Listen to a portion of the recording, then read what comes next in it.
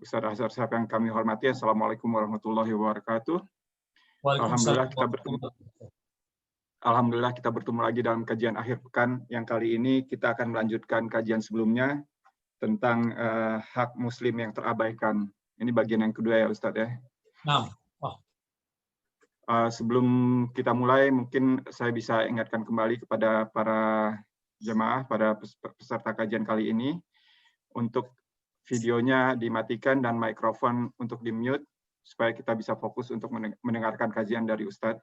Dan pertanyaan-pertanyaan mohon disampaikan kepada admin Fabiola atau ke WhatsApp dengan nomor +44 730 703 2030. Saya ulangi, pertanyaan-pertanyaan bisa disampaikan ke admin Fabiola atau ke WhatsApp dengan nomor +44 730 703 2030. Sebelum kita mulai juga mungkin saya bisa menyampaikan bahwa jadwal kajian online yang diadakan oleh Rumah Dakwah Paduka dan materi-materi yang akan di-share bisa dilihat di grup WhatsApp ataupun Telegram dengan grup info kajian, dan bisa dilihat juga informasi, bisa ditanya juga informasi mengenai kajian-kajian kepada admin Kopi atau dengan WhatsApp lewat dengan nomor yang sama +44 730 703 2030.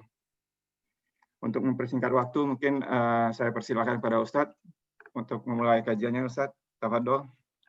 Jazakallah khairan Bapak. Bismillahirrahmanirrahim. Assalamualaikum warahmatullahi wabarakatuh. Waalaikumsalam warahmatullahi Alhamdulillah. Nahmaduhu wa nasta'inu wa nastaghfiruh wa na'udzu billahi min syururi anfusina wa min sayyiati a'malina. May yahdihillahu fala mudilla lahu wa man yudlil fala hadiya lahu.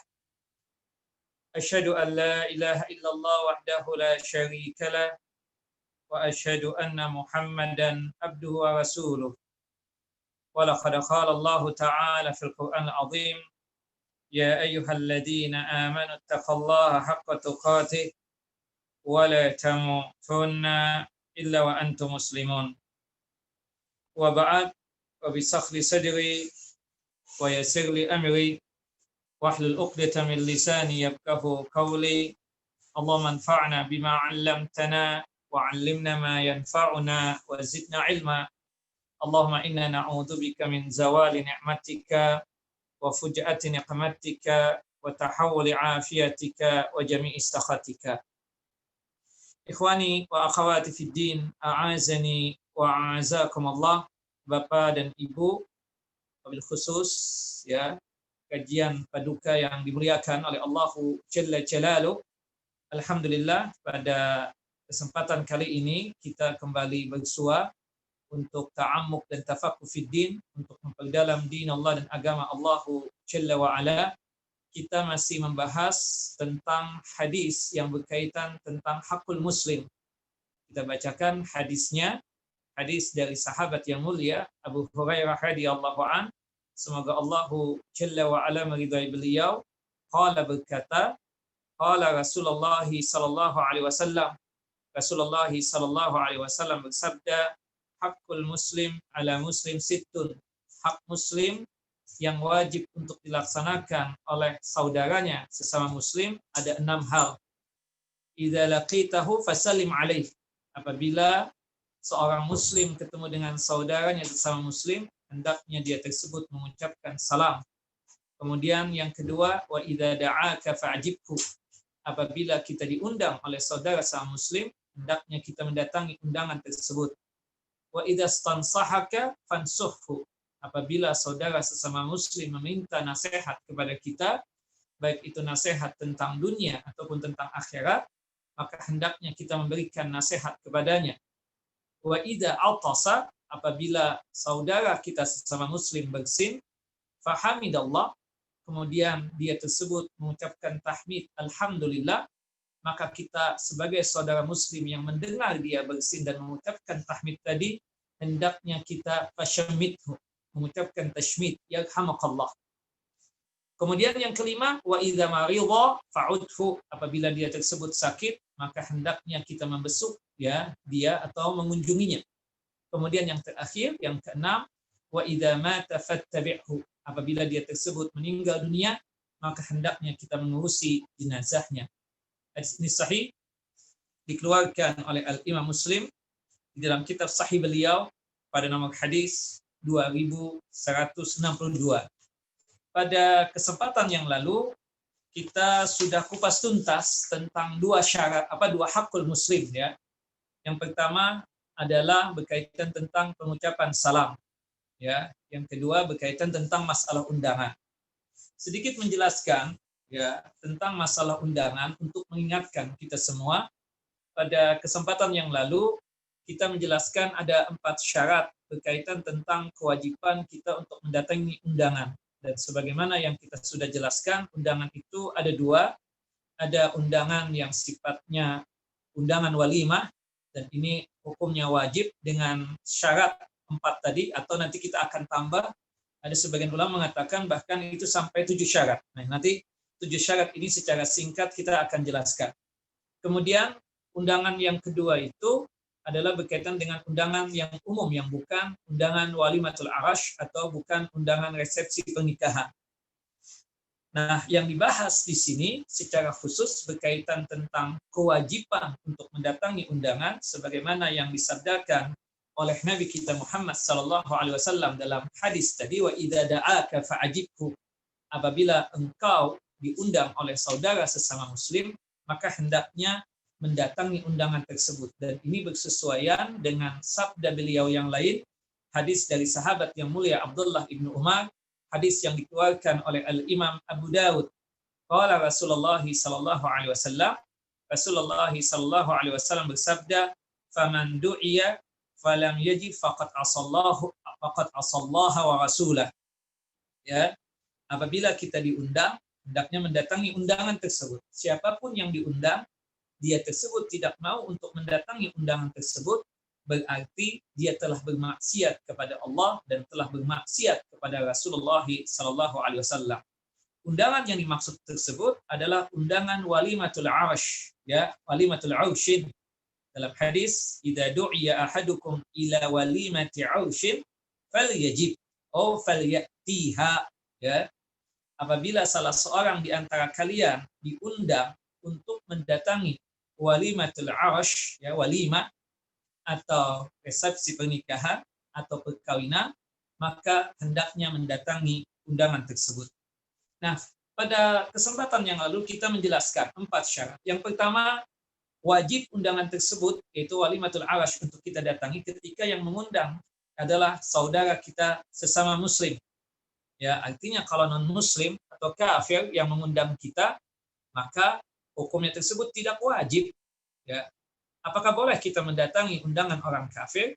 Kita katakan boleh, dengan catatan tidak ada kemungkaran di situ. Rasulullah pernah mendatangi undangan seorang Yahudi, ya, tidak hanya sekali 2 kali. Diceritakan di dalam beberapa hadis Rasulullah mendatangi undangan orang Yahudi tersebut. Tapi hukumnya apa? Sebatas boleh.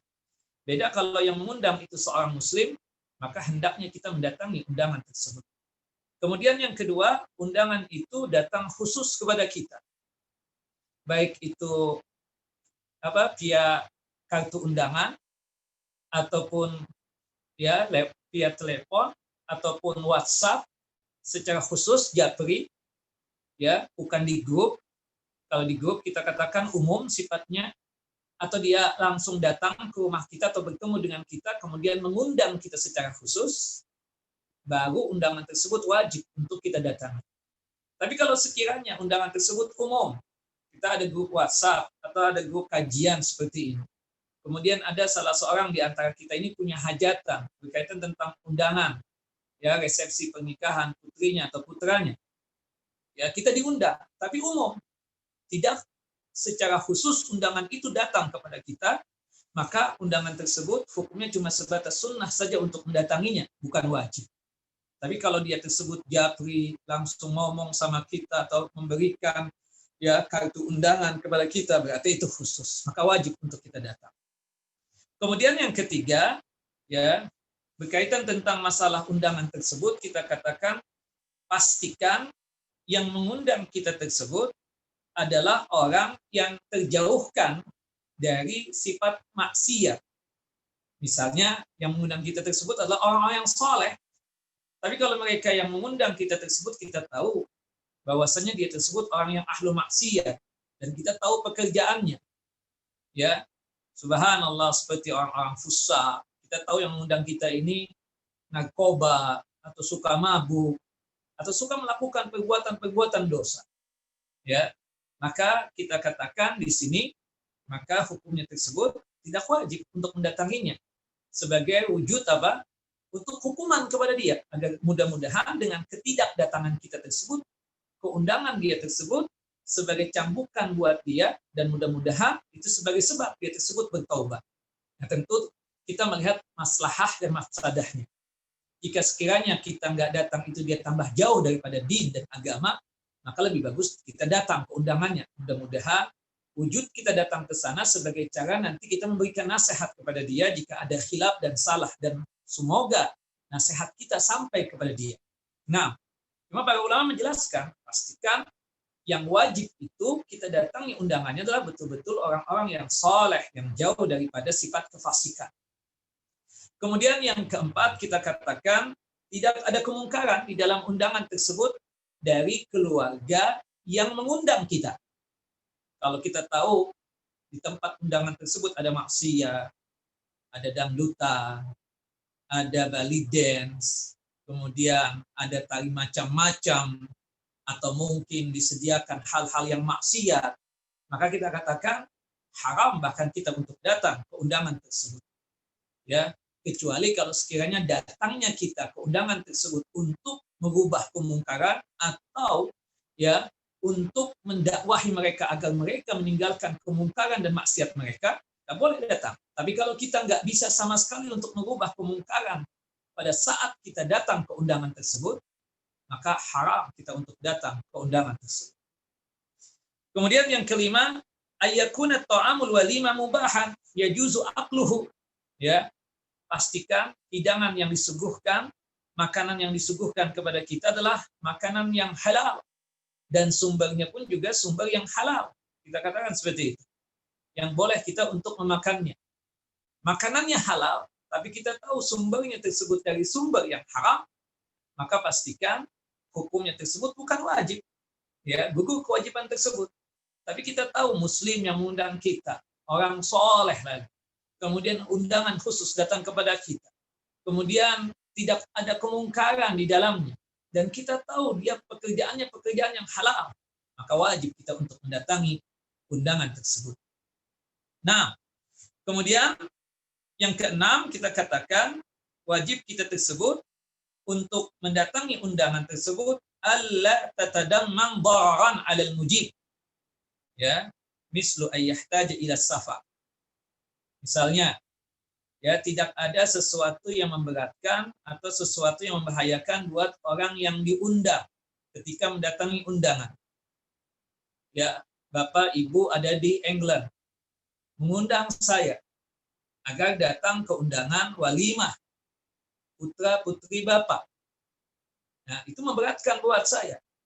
Selain memberatkan, ya, berkaitan dengan ongkos, perjalanan dan lain sebagainya, kita katakan, ya, maka itu gugur kewajiban tersebut karena ketidakmampuan kita untuk mendatangi untuk undangan di luar kota, di luar negeri, itu undangan itu memberatkan buat sebagian orang yang diundang. Ada sebagian orang memang, Bapak Ibu, Masya Allah, hatta di luar kota dia datang. Ini orang yang Masya Allah betul. Tapi sekiranya karena itu luar negeri, luar daerah atau luar pulau, kita katakan undangan tersebut adanya, maka itu yang membuat gugur kewajiban undangan tadi. Karena memberatkan. Termasuk juga jika sekiranya kita diundang. Tetapi pada saat kita diundang tersebut, bagi kita yang mendatangi undangan tersebut, itu bisa membahayakan buat kita yang diundang ini. Seperti sekarang ini kita tahu, berkumpul-kumpul itu kan sesuatu yang tidak diinginkan sekarang ini. Atau dalam artian, sesuatu yang bisa mengakibatkan tersebarnya penyakit COVID-19 ini. atau virus corona. Itu dikatakan oleh hukum, oleh pemerintah, ya, bahwasanya untuk sementara waktu ini jangan kita itu ya mengadakan acara-acara yang menghadirkan kerumunan manusia. Salah satunya walimah. Nah, kita diundang. Kebetulan dalam kondisi yang seperti ini.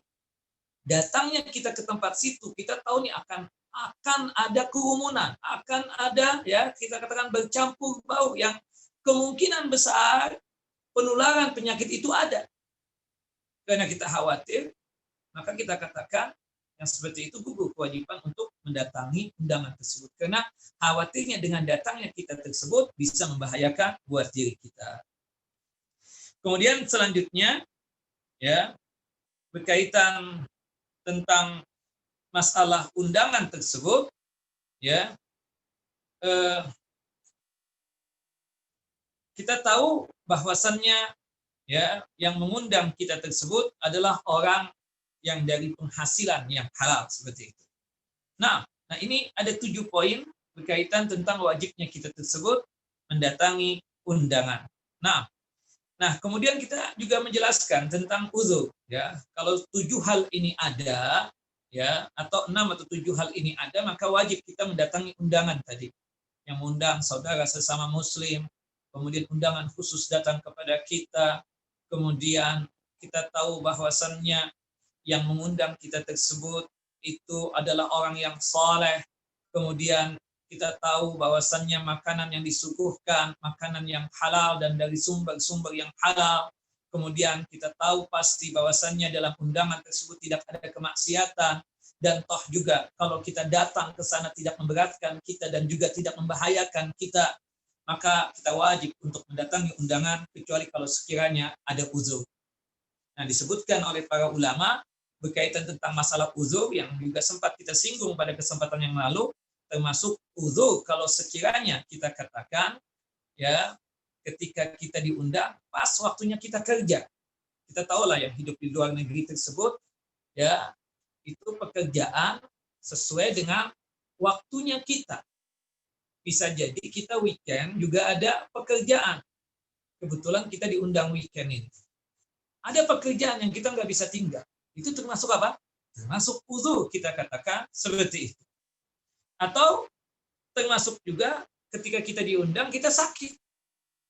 Maka itu termasuk uzur, kita nggak bisa datang. Alafu, kita minta maaf Bapak Ibu. Ya, aku nggak bisa datang. Kenapa? Ya, aku lagi sakit. Atau ya mumaghidhan, kebetulan dia tersebut merawat istrinya yang sedang sakit, istrinya sakit. Mau tidak mau dia harus merawat kan seperti itu. Ya. Tidak bisa dia tinggalkan istrinya sendirian di rumah. Nah, atau anaknya sakit atau suaminya sakit. Atau dia tersebut ya dalam kondisi sedang ada satu pekerjaan yang tidak bisa untuk ditinggal. Atau berkaitan dengan keadaan cuaca. Kebetulan ya panas yang sangat luar biasa sehingga membuat kita khawatir jika kita keluar rumah akan membahayakan kita. Atau lagi hujan lebat, atau lagi ada salju yang kita khawatir kalau kita keluar ya ini badainya luar biasa, itu akan membahayakan diri kita. Maka itu pun juga termasuk uzur. Wallahu a'lam. Nah, itu berkaitan tentang uzur. Termasuk juga kita katakan kita sebagai istri diundang oleh teman kita. Undangan walimah lah anggap ya. Kebetulan suami kita lagi perlu kita di rumah. Maka itu pun juga termasuk uzur kita katakan seperti itu. Termasuk anak-anak kita kebetulan lagi ikhtibar, lagi imtihan ya. Punya tes kita katakan besok ya. Bahwasannya kita harus menjaga anak kita, melatih anak kita untuk mendidik dia agar dia tersebut lulus ya berkaitan tentang ulangan dia tersebut ya. Maka itu pun juga termasuk uzur. Kita minta maaf nggak bisa datang ke undangan. Anak-anak lagi membutuhkan saya untuk yang memperhatikan mereka dalam masalah persiapan ya ujian besok misalnya. Nah, itu pun juga apa? Termasuk uzur. Dan banyak lagi uzur-uzur yang lainnya yang mengakibatkan gugur kewajiban dalam masalah undangan tersebut. Nah, itu di antaranya. Dan itu ya sebagai tambahan dari apa yang sudah kita sampaikan pada kesempatan yang lalu. Kita masuk kepada hak muslim yang ketiga, yaitu idza stansahaka fansuhhu. Apabila saudara kita sesama muslim meminta nasihat kepada kita, maka hendaknya kita tersebut memberikan nasihat kepadanya. Dan kita tahu bahwasannya agama ini adalah nasihat. Kata Nabi SAW, ad-dinun nasihah, ad-dinun nasihah. Dan kita seharusnya salah satu sikap yang baik kepada saudara sesama muslim, sebagai wujud cinta kepadanya, kita mencintai dia sebagaimana cintanya kita kepada diri kita sendiri. Termasuk dalam masalah nasihat. Kita senang kalau saudara muslim itu baik sebagaimana kita, soleh sebagaimana kita, solehah sebagaimana kita. Ya, dan dia datang kepada kita meminta nasihat secara tulus ikhlas, maka hendaknya kita memberikan nasihat kepadanya.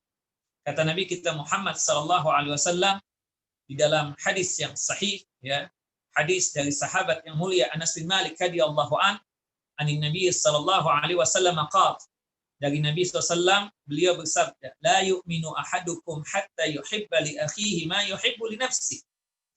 Tidaklah sempurna iman salah seorang di antara kalian sampai dia tersebut mencintai saudaranya sebagaimana dia tersebut mencintai dirinya sendiri. Jadi apa yang dia suka itu terjadi kepada dirinya sendiri, itu pula yang seharusnya dia suka. Kalau sesuatu yang dia cintai tersebut, yang dia sukai tersebut, itu pun juga ada pada saudaranya sesama muslim. Bahkan pernah Jarir bin Abdullah ketika masuk Islam, kemudian berbaiat kepada Nabi SAW, kemudian isi baiatnya itu salah satunya adalah memberikan nasihat kepada seorang muslim, kepada setiap muslim. Wa nushu likulli muslimin. Ya, wa nusha likulli muslimin. Aku berbaiat kepada Rasulullah SAW agar aku memberikan nasihat kepada setiap muslim. Nah, disebutkan oleh para ulama berkaitan tentang masalah nasihat tersebut, di antaranya adalah irsyaduhum li salahihim fi akhiratihim wa dunyahum. Kita mengarahkan mereka tersebut agar mereka tersebut ya menjadi orang yang baik, baik dalam masalah akhirat mereka dan baik juga dalam masalah dunia mereka. Atau salah satu bagian daripada nasihat adalah membantu mereka, wa i'anatuhum 'alaiha. Atau termasuk nasihat juga ada aib pada saudara sesama muslim kita tersebut, kita tutupi aibnya. Itu pun juga termasuk nasihat. Memberikan manfaat kepada dia, itu termasuk nasihat. Mencegah mara bahaya, agar jangan sampai mara bahaya sampai kepada dia, itu pun juga nasihat. Seperti misalnya, kita memberikan nasihat, udah deh Bapak Ibu, untuk sementara waktu, kita ini jangan saling berkunjung dulu. Untuk sementara waktu, kita di grup WhatsApp saja ngobrolnya. Jangan berkerumun dulu, ya kan, seperti itu. Karena kita khawatir ada sesuatu nanti yang tidak diinginkan terjadi kepada diri kita. Kita nggak ingin saudara kita sakit terkena virus ya COVID-19 ini. Ini pun juga bagian daripada apa? Nasihat kepada saudara muslim. Termasuk secara umumnya kata para ulama, ketika kita memerintahkan kebaikan kepada saudara sesama muslim dan mencegah mara bahaya dari seorang muslim, mencegah ya agar mereka tersebut jangan sampai melakukan perbuatan dosa dan kemungkaran, itu pun juga bagian daripada apa? Nasihat. Termasuk juga tauqiru kabirihim wa rahmatu sagirihim. Kita menghormati orang tua yang ada dari kalangan kaum muslimin ini. Yang tua kita hormati, yang muda kita kasihi. Itu pun juga bagian daripada nasihat. Dan banyak sekali penjelasan-penjelasan ulama tentang masalah nasihat tersebut. Dan hukum memberikan nasihat ini secara asal mula hukumnya adalah fardu kifayah. Fardu kifayah itu artinya apabila asal mula hukumnya setiap individu kita ini wajib untuk memberikan nasihat. Tapi berhubung sudah ada yang mewakili dari kita juga, maka hukum yang wajib tadi menjadi gugur sebatas sunnah saja. Asal mula hukumnya memberikan nasihat itu hukumnya apa? Wajib. Tapi jika ada sebagian dari kita sudah memberikan nasihat, maka hukumnya tersebut gugur, yang tadinya wajib menjadi sebatas sunnah saja. Tetapi kalau seorang muslim datang kepada kita, meminta nasihat khusus kepada kita, maka hukumnya tersebut apa? Wajib. Ya, makanya dikatakan oleh para ulama annahu idza talaba minka nasihah fayajibu 'alaika an tansaha lahu. Apabila saudara muslim datang kepada engkau ya untuk meminta nasihat, maka wajib engkau untuk memberikan nasihat kepadanya. Artinya ada orang secara khusus menemui kita, meminta nasihat kepada kita. Contohlah antara murid dengan ustaz. Si murid itu bertanyanya dia itu bagian nasihat. Ustaz, hukum ini apa, Ustaz ya? Nah, subhanallah, ustaz itu tahu jawaban. Kita katakan, maka dia wajib untuk menjawab pertanyaan muridnya tersebut. Dan itu bagian daripada nasihat. Secara khusus dia bertanya, artinya secara khusus dia tersebut meminta nasihat kepada itu ustaz. Maka itu ustaz wajib, ya kan, untuk memberikan nasihat, arahan kepada dia tersebut. Nah, termasuk kita juga didatangi oleh saudara kita sama muslim meminta nasihat tentang masalah dunia. Misalnya, kata-kata kalau di luar negeri tersebut, apalagi yang baru datang misalnya, itu biasanya mencari pekerjaan. Mencari apa? Pekerjaan. Ada peluang-peluang enggak? Ada lowongan-lowongan enggak? Datang kepada kita, Pak, tolong dong Pak, kalau ada lowongan pekerjaan di kantor antum atau di pabrik antum, kan seperti itu. Nah kita tahu nih, ada lowongan. Kita langsung kasih tahu kepada saudara muslim, jangan disembunyikan, seperti itu. Itu wajib kita tersebut arahkan dia. Ini ada. Antum datang ya, besok datang nanti temuin ana, nanti anak-anak arahkan antum atau saya arahkan antum ke sini. Nah, itu adalah bagian daripada nasihat. Dan ketika dia meminta datang khusus kepada kita, meminta nasihat tentang dunia, termasuk mencari pekerjaan tadi itu, maka hukumnya adalah wajib. Hukumnya adalah apa? Wajib kita katakan. Wa amma biduni talabin fala yajib. Ya, adapun misalnya saudara muslim kita itu enggak meminta nasihat, enggak datang kepada kita, maka hukumnya tidak wajib. Walakinin nasiha min akhlaqil islamil fadilah. Tapi ketahuilah, nasihat itu adalah bagian daripada akhlak Islam yang sangat mulia. Dan ingat, faddalu al khair kafa'ilihi. Orang yang berbuat kebaikan atau orang yang menunjukkan kebaikan kepada orang lain, itu pahalanya sama seperti orang yang berbuat kebaikan tersebut. Subhanallah. Dia bertanya khusus tentang masalah salat duha. Kemudian kita pahamlah tentang salat duha itu apa. Kita ajarkan tentang salat duha. Kemudian dia mengamalkan apa yang menjadi wejangan kita dan nasihat kita berkaitan dengan salat duha. Subhanallah, orang yang mengamalkan kebaikan hatta sebatas salat duha tadi itu, kita yang memberikan nasihat agar dia salat duha, subhanallah, kita pun juga mendapatkan pahala yang sama sebagaimana dia mengerjakan salat duha tadi. Subhanallah, kita memberikan arahan berkaitan dengan kebaikan apapun tentang masalah din dan agama. Dia berbuat, kitanya pun juga mendapatkan pahala. Nah, ini penting kiranya nasihat ini untuk dihidupkan. Saling memberikan nasihat itu adalah sebagai wujud cinta dan kasihnya kita kepada saudara kita sesama muslim tersebut. Nah, itu hak yang ketiga kita katakan. Kemudian kita masuk kepada hak yang keempat. Ya, hak itu adalah sesuatu yang tidak layak dan tidak pantas untuk ditinggalkan. Yaitu apa? Idza atisa fahamidallah fashammithu. Ya, wa idza atasa fahamidallah fashammithu. Apabila dia tersebut bersin, saudara sesama muslim bersin, kemudian dia tersebut mengucapkan tahmid alhamdulillah, maka fashammithu. Hendaknya kita mengucapkan yarhamukallah. Semoga engkau mendapatkan rahmat. Nah, di sini idza atasa, apabila dia bersin. Ya. Kemudian syaratnya adalah apa?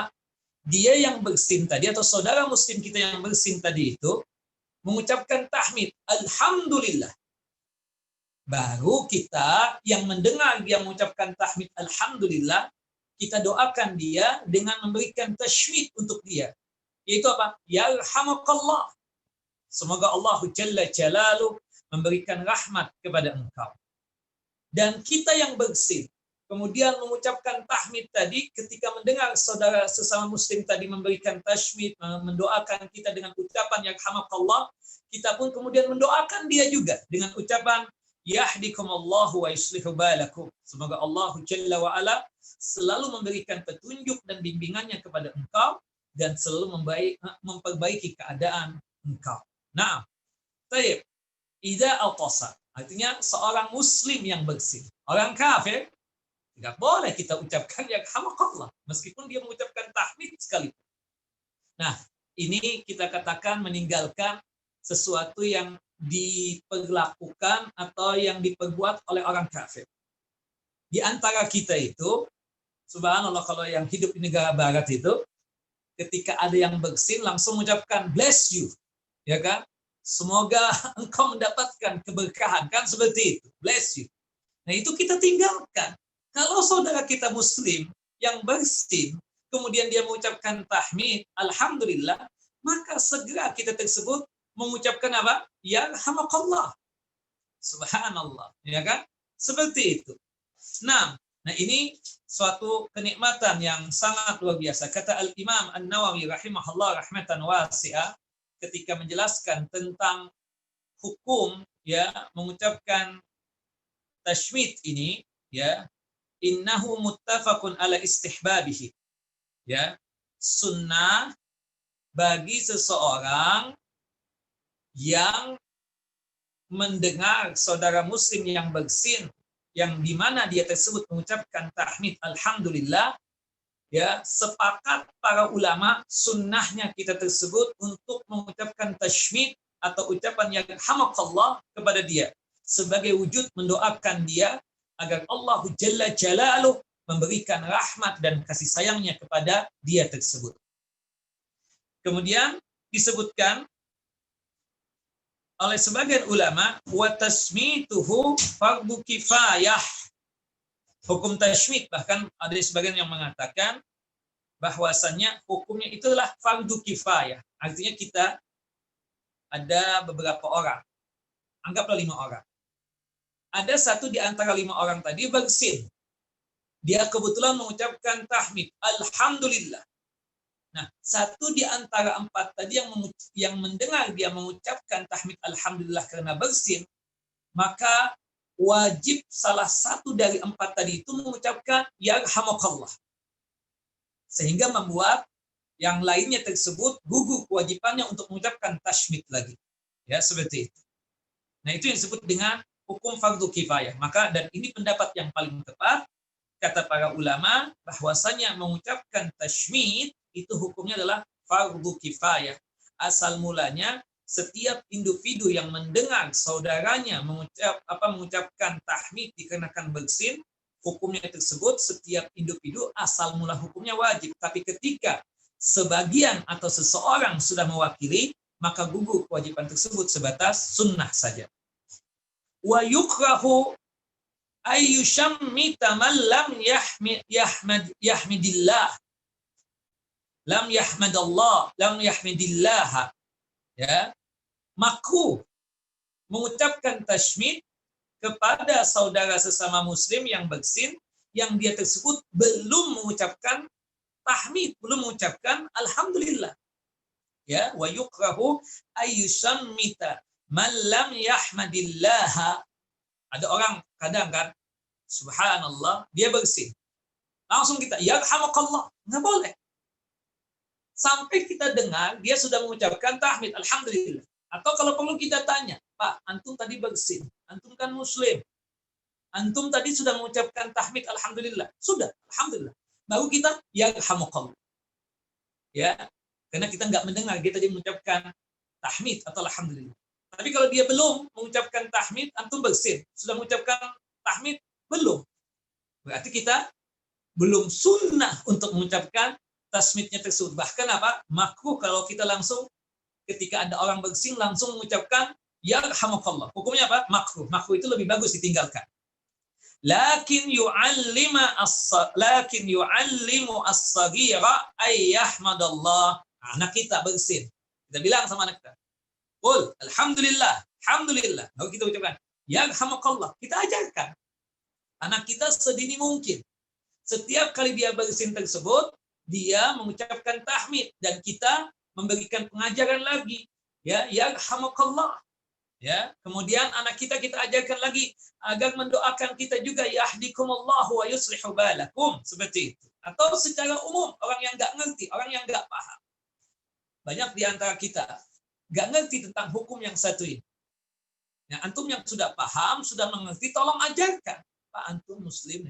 Rasulullah itu mengajarkan kepada kita kalau kita bersin itu mengucapkan apa?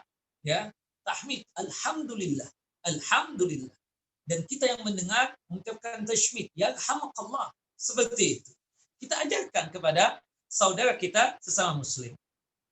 Nah, kemudian disebutkan wa yusammita ar-rajula wal mar'ata al-ajuz wal bagza wa la yusammita asy-syabah wa la tusammituhu. Na'am.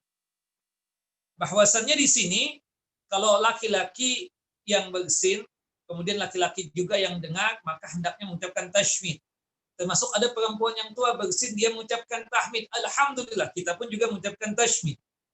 Tapi kalau misalnya ada perempuan yang muda, kalau ucapan tashmid kita, yarhamukallah, kepada itu perempuan jadi fitnah nantinya buat kita dan buat dia, maka lebih bagus kita tidak mengucapkan tashmid. Tapi kalau sekiranya tidak ada fitnah, nggak ada masalah apa-apa di hati kita, maka ucapkanlah tashmid yang demikian, seperti itu. Wallahu a'lam.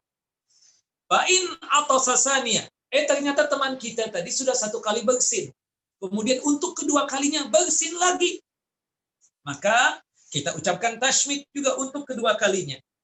Kemudian wazalisan. Ternyata bersin lagi untuk ketiga kalinya. Dia mengucapkan tahmid lagi, alhamdulillah. Maka kita pun juga yang mendengar mengucapkan tashmid lagi, yarhamukallah, untuk yang ketiga kali. Adapun kalau sekiranya dia sudah bersin lebih daripada 3 kali, 4 kali misalnya, maka kita doakan. Ya, bil afiyah. Ya, Allah yu'afik.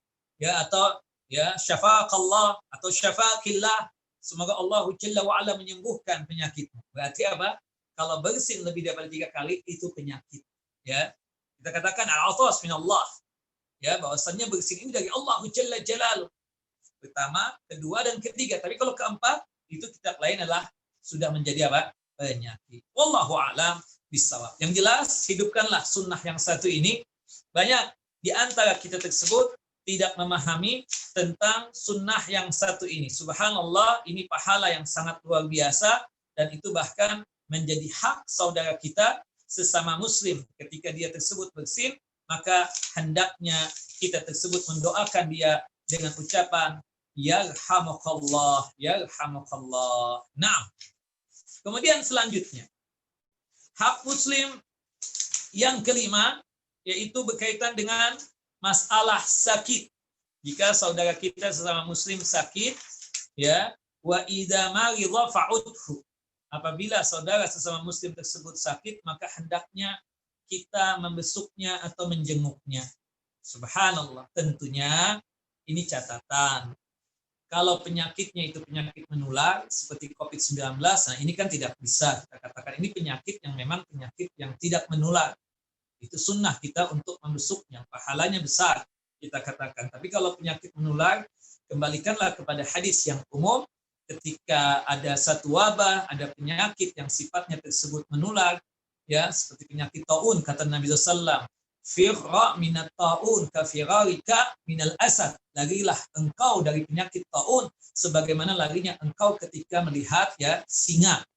Artinya apa? Kita katakan kita berkunjung kepada orang yang sakit yang memang penyakitnya tersebut tidak menular dalam pandangan dan sudut pandang ilmu medis, ya. Ya, ada hadis Nabi SAW, la adwa, ya, tidak ada penyakit menular tersebut. Kita katakan itu bagi mereka yang tawakalnya tinggi, mungkin berselaman dengan orang-orang yang berpenyakit menular, kita tawakalnya tinggi, kuat betul ketakwaannya, mungkin kita katakan tidaklah mengakibatkan itu tertular penyakitnya. Tetapi kalau sekiranya, ya, tawakal kita itu lemah, khawatir, bahkan ada was-was, ya, seperti sekarang berselaman, kita khawatir, kan? Padahal berselaman itu kan menjatuhkan dosa-dosa kita. Tapi dikarenakan kekhawatiran kita selamanya jarak jauh aja, ya, dulu, ya, seperti itu. Mudah-mudahan itu masuk bagian hukum juga, kita katakan seperti itu. Mudah-mudahan mengakibatkan gugur juga pahala kita. Karena apa? khawatir satu dengan yang lainnya itu membawa penyakit menular tadi itu. Kita kembalikan kepada hadis yang umum, la darara wa la dirar. Tidak boleh ya mencelakakan orang dan tidak boleh kitanya pun juga dicelakakan oleh orang tersebut. Tapi kalau kita tahu bahwasanya itu penyakit, memang penyakit yang tidak menular, maka sifat kita tersebut sebagai seorang muslim untuk menjalankan hak saudara sesama muslim, hendaknya kita membesuk saudara kita sesama muslim tersebut.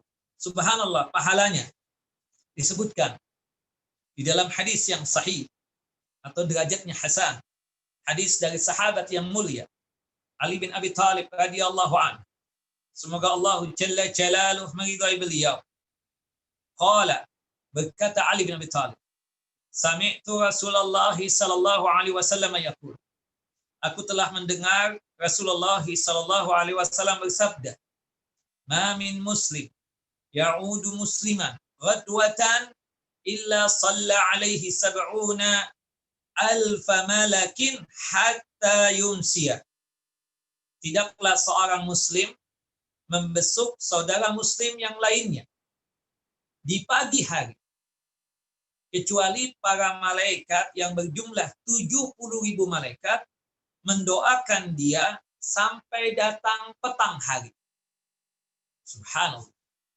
Wa in adahu ashiyatan, jika dia mengulangi kunjungannya di petang hari, atau kita secara umum berkunjung di petang hari kepada saudara kita yang sedang sakit tadi tersebut, illa shalla alaihi sab'una alfa malakin hatta yusbiha. Ya. Bagi mereka yang mengunjungi orang sakit di petang hari, maka 70.000 malaikat mendoakan dia sampai datang pagi hari. Wa kana lahu kharifun fil jannah. Ya, subhanallah. Dan dia tersebut mendapatkan tempat khusus ya di surga kelak. Naam, seperti itu yang disebutkan oleh para ulama. Naam, kharif tersebut tidak lain dikatakan oleh sebagian yang lain, kharif itu tempat khusus yang dimana kalau kita menginginkan sesuatu berkaitan dengan buah-buahan, itu bisa kita dapatkan secara langsung. Nah, salah satu tempat yang ada di surga seperti itu. Apapun yang menjadi keinginan kita, ya dikatakan oleh para ulama, di sini Rasulullah mengistilahkan kata-kata hurfatul jannah atau khariful jannah itu ya tidak lain ya orang setiap kali mengunjungi orang yang berkunjung tersebut ya seperti dia mendapatkan sesuatu yang sangat berharga. Khariful jannah, tempat khusus di surga. Dia menginginkan sesuatu apapun di surga tersebut sangat mudah untuk dia dapatkan. Ya. Seperti itu juga orang yang suka mengunjungi orang yang sakit tersebut ya akan mendapatkan jaminan masuk ke dalam jannah dan surganya Allah Jalla wa Ala, yang dimana dia tersebut mendapatkan tempat yang khusus yang dimana disebut dengan istilah hurfatul jannah, yaitu tempat-tempat yang begitu mudah dia tersebut untuk memetik buah-buahan yang ada di surga kelak. Itu salah satu komentarnya para ulama. Kemudian para ulama menjelaskan, orang muslim, siapapun dia, wala farqa baina ayyakuna birran aw fajiran. Baik itu orang yang muslim itu memang orang baik, soleh, ustadz, ulama, alim, kiai, ya, masya Allah, ya orang yang soleh, ahli ibadah, kita kunjungi. Termasuk juga fajir, Ustaz, ini muslim, Ustaz. Cuma anak tahu nih, dia sebab sakitnya tersebut karena dia tersebut ahlul maksiat, Ustaz. Ya, suka minum bir, suka berjudi, suka melakukan hal-hal yang na'udzubillah zina. Dia sakit nih, Ustaz. Boleh nggak kita besuk? Boleh. Sunnah juga. Ya, seperti itu. Jangankan kita katakan yang fajir, ya, berkunjung kepada non-muslim atau kafir yang sedang sakit, boleh tidak? Boleh. Rasulullah lakukan itu. Abu Thalib, pamannya Nabi, kafir kita katakan, sampai meninggal dunia. Bukan begitu Abu Thalib. Rasulullah ketika pamannya tersebut sakit, Rasulullah selalu mengunjunginya. Ya, dan banyak lagi dalil-dalil yang dimana Rasulullah SAW membesuk orang yang sakit dari kalangan non-muslim atau kafir. Lakin yanbasitu ilal bir' wa yanqabidu anil fajir. Tetapi kita katakan untuk orang yang saleh, yang baik, tentu kita memberikan kelapangan yang sangat luar biasa. Artinya, orang sakit itu kan luar biasa kalau dia muslim. Sebab sakit, dosa-dosanya diampuni. Sebab sakit, pahala. Bahkan dikatakan oleh Nabi SAW, Rasulullah itu dalam hadis Abu Hurairah, itu paling suka penyakit panas atau demam itu. Abu Hurairah heran, kok ya Rasulullah antum suka sakit? Enggak, maksudnya itu, kalau Allah Jalla Jalaluhu menakdirkan aku sakit, yang paling aku sukai penyakit huma. Huma itu demam atau panas. Kenapa? Karena itu panas masuk ke seluruh sel-sel, seluruh bagian daripada tubuh ini. Dan aku berharap bahwasannya di setiap tubuh atau bagian sel-sel yang terkena sakit tadi, terasa sakitnya tadi, itu Allah menjadikan sebagai bagian pahala. Subhanallah. Sebab sakit, pahala didapatkan. Sebab sakit juga, ya Allah meningkatkan derajatnya. Allahu Akbar. Ya, tapi tentunya sabar. Ya, sabar menerima keputusan Allah Jalla wa Ala sakit tersebut. Yang keempat, subhanallah, orang yang sakit doanya mustajab. Ya. Kemudian yang kelima, sebab sakit tersebut kita katakan kalau sekiranya ya dia sakit akibatnya dia meninggal dunia, maka itu sebagai salah satu tanda husnul khotimahnya dia. Sebagai tanda husnul khotimahnya dia. Nah, makanya banyak sekali kita katakan berkaitan tentang tanda-tanda husnul khotimah. Ada sekitar 18 tanda husnul khotimah. Salah satunya ditekankan oleh Nabi SAW sebab penyakit. Kalau zaman dulu terkenal penyakit taun, penyakit sil, TBC, ada sudah di zaman Nabi SAW. Kemudian berkaitan dengan penyakit benjolan itu, kalau bahasanya itu zatu zambi, tumor lah kalau bahasa kita itu. Nah, kalau sebab itu kata Rasulullah meninggal dunia syahid, syahada, ya kan? Seperti itu. Sakit perut, ya. Subhanallah. Dalam hadis disebutkan, ya, man qatala batnuhu lam yu'adzab fi qubrihi. Barang siapa yang dibunuh oleh perutnya, dia meninggal sebab sakit perut. Apapun, entah itu ya bagian perut apa saja, liver, atau mungkin usus buntu, atau mungkin sakit perut yang umum. Terbunuh dia akibat sakit perut tersebut, subhanallah, tidak diadab di kuburannya. Ya salam. Nah ini kan satu tanda bahwasanya orang yang muslim sakit, kemudian sebab sakit tersebut dia meninggal dunia, husnul khatimah, termasuk virus corona atau COVID-19 ini. Subhanallah. Ini janji yang dijanjikan oleh Nabi kita Muhammad SAW. Kalau dia sabar menerima keputusan Allah Jalla wa'ala dan ketetapan Allah Jalla wa'ala. Subhanallah, pahalanya seperti pahala syahid, bukan begitu? Subhanallah. Kemudian, kalau toh dia meninggal dunia, sebab sakit apapun, termasuk virus corona ini, kita katakan seperti itu, maka mengakibatkan dia tersebut husnul khatimah. Diceritakan dalam satu hadis yang sahih, ya, hadis yang dikeluarkan oleh Imam Al-Bukhari dalam kitab Adabul Mufrad. Ada seorang perempuan, ya, seorang perempuan kulit hitam, ya, tinggi semampai, ini perempuan, namanya Ummu Zufar, ya, tapi ini perempuan punya kelemahan, punya penyakit suha, yaitu penyakit ayan. Dan subhanallah, kalau ini sakit datang, atau ini penyakit datang, dia kepanasan. Pinginnya lepas pakaian, bugil. Dia datang kepada Nabi SAW. Ya Rasulullah, ud'u Allah, ayyu'afiyani. Wahai Rasulullah, tolong doakan aku, agar Allah Jalla Jalaluhu menyembuhkan penyakitku.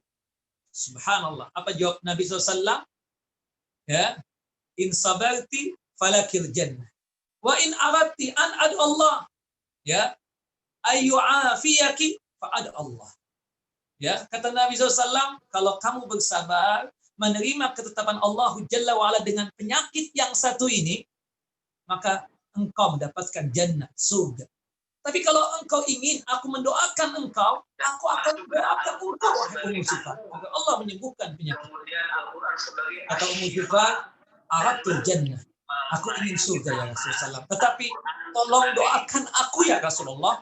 Kalau aku terkena penyakit ini ayan, ya, penyakit suara ini, tolong ya Rasulullah, jangan sampai aku ini lepas pakaian. Jangan sampai aku tersebut ya melepas pakaian hingga terlihat auratku, ya. hingga manusia melihat auratku ya Rasulullah. Aku malu ya Rasulullah. Kemudian didoakan oleh Nabi SAW, setiap kali beliau ini terkena penyakit soal atau Ummu Zufar ini terkena penyakit ayat ini, subhanallah tidak lepas pakaian lagi. Nah, subhanallah, sabar terhadap penyakit yang menimpa tersebut, itu sebagai tanda apa? Husnul khatimah. Dan subhanallah, orang meninggal dunia karena sebab sakit tersebut, mudah-mudahan jaminan surga untuknya. Subhanallah. Sebagaimana hadis Ummu Zufar tadi, termasuk juga ada seorang perempuan. Perempuan sakit. Subhanallah. Sakit yang parah. Nabi SAW membesuk itu perempuan. Ya Ustaz, bolehkah seorang laki-laki membesuk perempuan yang bukan mahramnya, bukan ibunya, bukan istrinya, bukan anak perempuannya, bukan kakaknya, bukan keponakannya? Kita katakan boleh. Dengan catatan kita yang laki-laki yang membesuk perempuan yang sedang sakit yang bukan mahram kita itu ada dua catatan atau dua syarat. Ketika kita membesuknya itu ada mahramnya, entah suaminya, entah itu anaknya yang laki-laki yang sudah balik atau saudara ya laki-laki.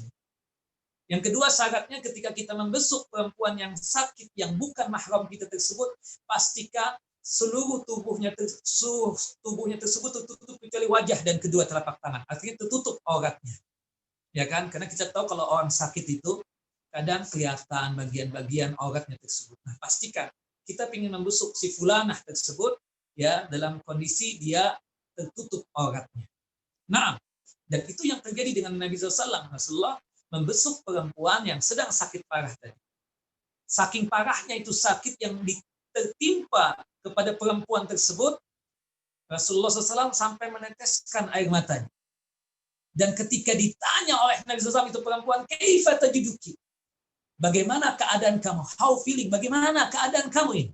Nah, kata perempuan tersebut cuma menjawab, khairun ya Rasulullah. Semuanya baik dan aku menerima keputusan Allah Jalla Jalaluh. Nah, tapi aku berharap, arju min Allah.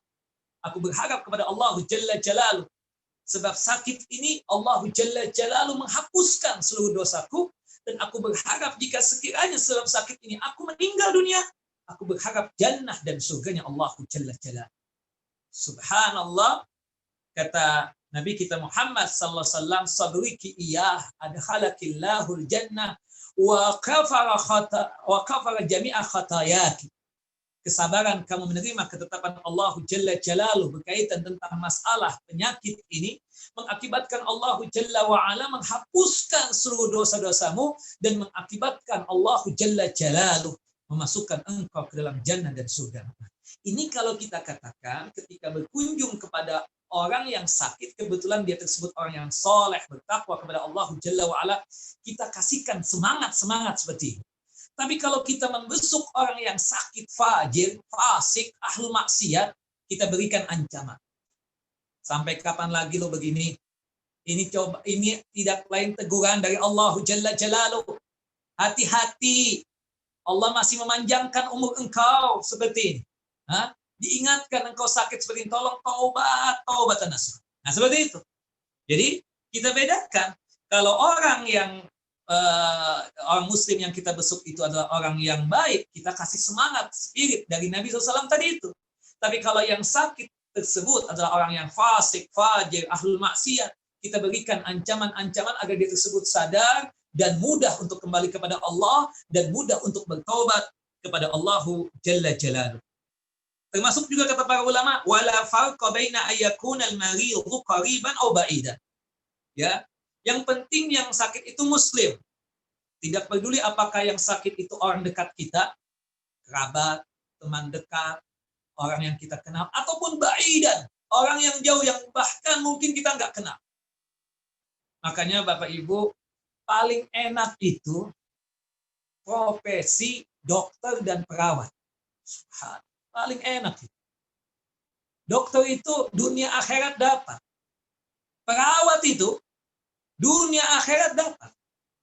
Bayangkan Pak Dokter, Bu Dokter, atau Pak Perawat, Bu Perawat, setiap kali datang ke rumah sakit, meskipun cuma sekedar kunjungan, dokter kan setiap hari ada kunjungan ke orang-orang yang sakit tersebut. Kebetulan yang dikunjungi itu saudara yang sesama muslim. Dunia sudah didapatkan. Niatkan, Pak Dokter, Bu Dokter, setiap kali berkunjung, membesuk, ya, saudara sesama muslim yang sakit tersebut, niatkan untuk mendapatkan hasanah, pahala dan ganjaran dari Allah Jalla Jalaluh. Tidak hanya sekedar dunianya saja yang didapatkan. Perawat pun juga begitu. Kita merawat orang sakit itu pahala besar. Tidak hanya sekedar dapat gaji dunia, kita katakan pahala yang berkaitan tentang kenikmatan dunia. Kita niatkan, kita merawat orang yang sakit muslim, kita berkunjung kepada dia, membesuk dia, kita lihat keadaannya, Masya Allah, pahala besar, paling enak sudah, ya, subhanallah, profesi dokter dan perawat tersebut, dunia akhirat dia dapatkan, asal dia niatkan setiap kali dia ada kunjungan ke rumah sakit tersebut untuk melihat orang-orang yang sakit tadi untuk dia rawat atau untuk dia obati, dia betul-betul niatan karena Allah Jalla Jalaluh. Dunia sudah di tangan dia. Alhamdulillah. Kita berharap dengan profesi kita dokter atau perawat ini juga mendapatkan akhirat dan jannah, surganya Allah Jalla wa'ala. Makanya jangan pilih-pilih, kita katakan subhanallah. Nah, tentunya orang yang kita kenal, kita dahulukan dalam masalah membesuk, ya, mereka yang sakit, yang kita betul-betul kenal, dekat dengan kita seperti itu, untuk memberikan semangat kepada dia. Makanya dikatakan oleh para ulama juga, wala farqa baina man ya'rifuhu wa man lam ya'rifuhu, ya, litakuna khalisatan liwajhillah illa annal qariba aula wa akidun. Tidak ada perbedaan, ya, berkaitan dengan kunjungan kita kepada saudara kita sama muslim. Apakah kita kenal dia ataukah kita tidak kenal dengan dia? Apalagi yang nggak kenal itu menunjukkan keikhlasan yang luar biasa. Kalau kita ingin dapat pahala besar, setiap hari aja datang ke rumah sakit. Mana yang muslim, kita datangi. Cuma kan kita nggak bisa seperti itu. Berat buat kita. Cuma kalau bisa, alhamdulillah. Nah, salah satu cara yang paling mudah itu kalau profesi kita dokter, kalau profesi kita perawat, kita nggak kenal tuh siapa nih orang yang kita rawat, siapa nih orang yang kita obati, kita nggak tahu. Mudah-mudahan ini cara kita untuk menarik keikhlasan kita dalam beramal. Ini saudara kita sama muslim, kita tahu ini muslim, Masya Allah, ya kan? Kita obati dengan tulus ikhlas. Dunia sudah kita dapatkan, kita berharap dengan kita mengobati orang dan merawat orang tersebut, kita mendapatkan ganjaran pahala dan hasanah dari Allah Jalla Jalaluh. Tapi tentunya orang yang kita kenal, orang yang dekat kepada kita itu lebih kita perhatikan. Tentu lebih ada penekanan untuk kita kunjungi, untuk kita besuk. Seperti itu. Nah, kemudian selanjutnya, ikhwan wa akhawati fid din, azani wa azakumullah. Salah satu hak saudara-saudara sesama muslim tersebut ketika kita besuk tersebut, ya, kita mendoakan dia. Kita apa? Mendoakan dia. Ya. Dan kalau bisa membesuknya itu jangan lama-lama. Selesai mendoakan, pulang lagi. Sudah memberikan semangat, selesai sudah. Kecuali kalau kita ditahan oleh dia. Ya, nanti dulu deh, jangan pulang dulu. Karena mungkin kedatangan kita itu membahagiakan dia. Tapi kalau misalnya tidak seperti itu, segera kita pulang. Jangan berlama-lama di situ. Yang paling penting, doakan dia. Ketika ketemu, kita ucapkan sama dia. La ba'sa tuhun insyaallah, ya. Gak apa-apa, ini sebagai apa? Pensucian dosa-dosa, insya Allah. Bersih dosa antum, insya Allah, dengan sebab sakit ini. Kemudian kita doakan. Ya, salah satunya doa yang diajarkan oleh Nabi SAW, membaca ini sebanyak 7 kali. Kalau itu sama-sama laki-laki, kita pegangin bagian tubuh yang sakit yang mana. Kan seperti itu. Atau sama-sama perempuan, kita pegangi bagian tubuh yang sakit yang mana. Sambil membaca doa seperti ini. As'alallahal azim, Rabbal arshil azim, ayyashfiyaka. Ya Allah, aku meminta kepada Engkau, ya Allah, yang Maha Agung, ya, pencipta arasy, ya, pencipta arasy yang agung, agar menyembuhkan Engkau, ya, kesembuhan yang tidak ada penyakit lagi. Kita baca berulang-ulang sampai 7 kali. As'alallahal azim, Rabbal arshil azim, ayyushfiyaka. Ya, semoga Allah Jalla wa ala menyembuhkan Engkau. Nah, atau kita baca adhibil ba'as, Rabban nas, Ishfi anta syafi la shifa illa shifa'uka shifa'an la yughadiru saqama. Ya Allah. Ya. engkau adalah Tuhannya manusia. Sembuhkanlah ya penyakit dia ini. Ya, hilangkan penyakitnya. Tidak ada penyembuh ya kecuali engkau ya Allah sebagai Maha Penyembuh. Kesembuhan yang tidak ya tidak ada kesembuhan kecuali kesembuhan yang datang dari engkau ya Allah, kesembuhan yang tidak bakalan kambuh lagi penyakitnya. Seperti itu. Nah, dan banyak lagi doa-doa yang diajarkan oleh Nabi Sallallahu Alaihi Wasallam ya. Termasuk juga kita katakan kita yang sakit sebenarnya kita disunahkan untuk membaca surah Al-Fatihah 1 kali, kemudian Al-Ikhlas, Al-Falaq, An-Nas 3 kali. Ya, kalau misalnya kita nggak bisa baca sama sekali, nggak bisa, artinya berat banget ini, maka boleh kita minta bacakan, ya dibacakan oleh istri kita atau oleh suami kita, sebagaimana yang dilakukan oleh Ibunda Aisyah ketika Nabi SAW itu berat betul. Ibunda Aisyah yang membacakan surah Al-Fatihah, kemudian Al-Ikhlas, Al-Falaq, An-Nas. Untuk Al-Fatihah 1 kali, Al-Ikhlas 3 kali, Al-Falaq 3 kali, An-Nas 3 kali. Seperti itu. Nah, baik. Kemudian yang terakhir, ya hakul muslim ala muslim. Yang terakhir adalah berkaitan tentang wa idza mata fattabi'hu. Apabila dia tersebut meninggal, maka hendaknya kita mengurusi jenazahnya. Fattabi'u itu bisa diartikan umum, pengurusan jenazah secara umumnya dari dia tersebut meninggal dunia ya sampai menguburkan mayitnya. Ada yang mengistilahkan fattabi'u itu mengantarkan jenazahnya ke pemakaman secara khusus. Nah, untuk mengantarkan jenazah ke pemakaman secara khusus itu untuk kita yang laki-laki. Sedangkan untuk perempuan terlarang untuk mengantarkan jenazah ke pemakaman.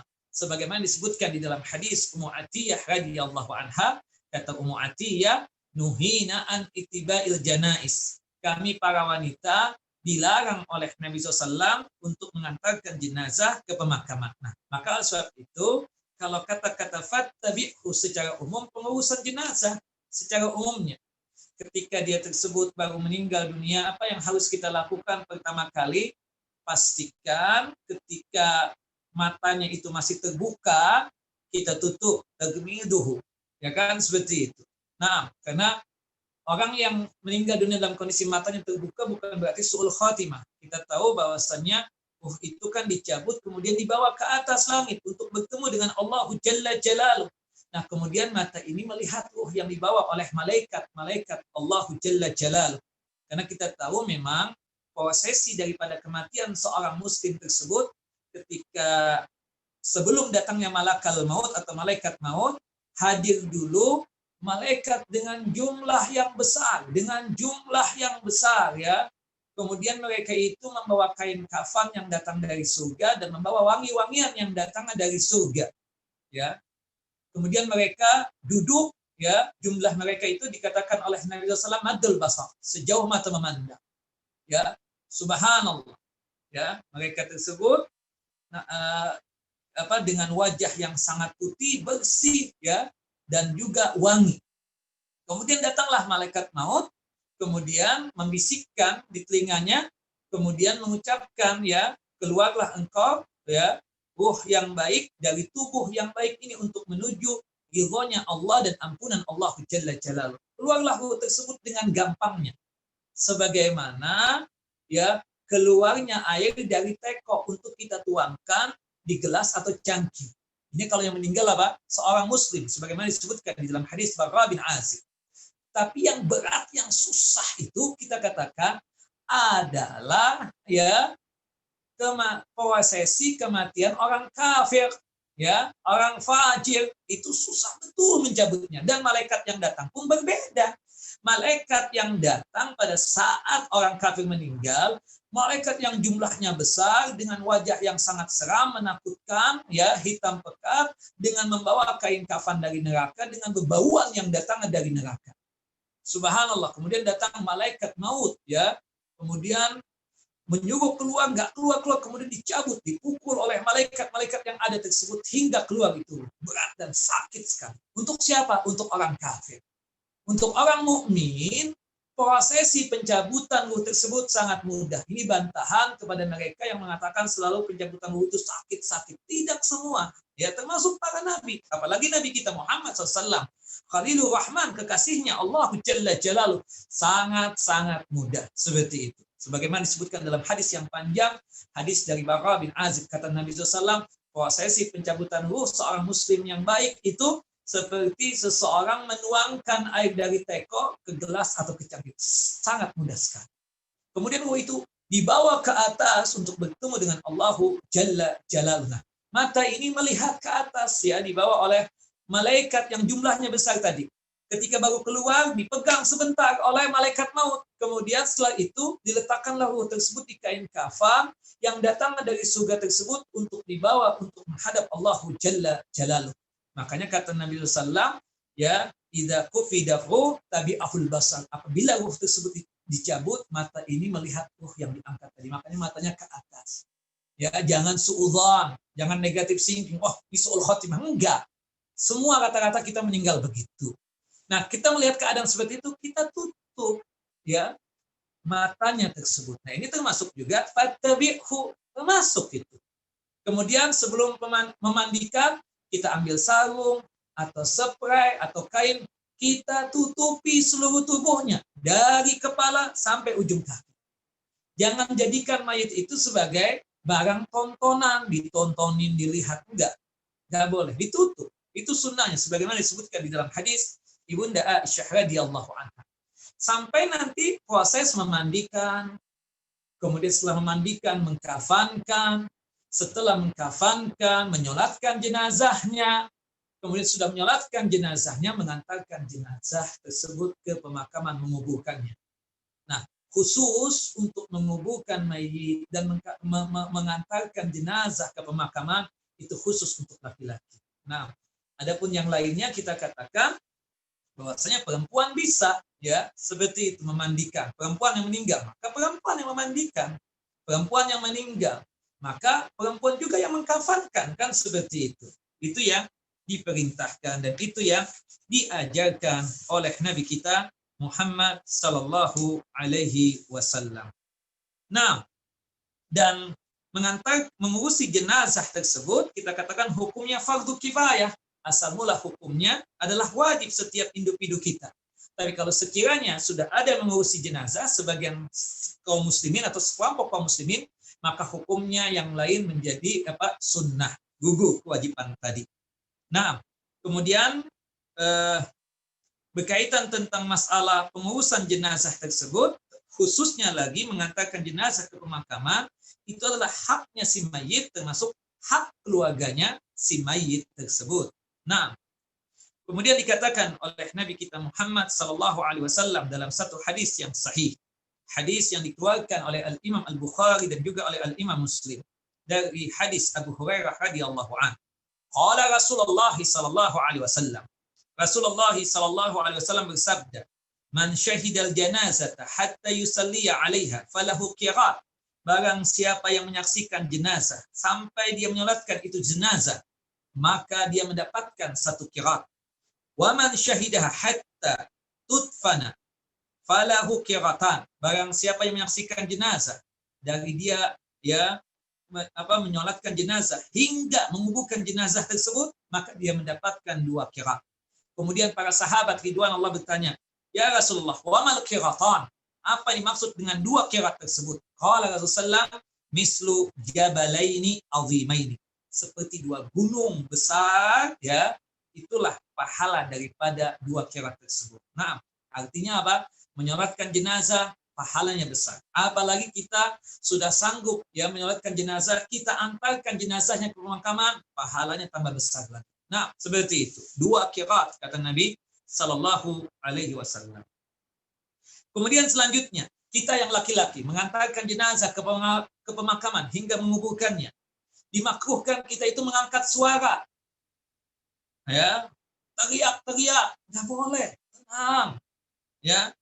Apalagi dengan zikir-zikir tertentu, bacaan tertentu.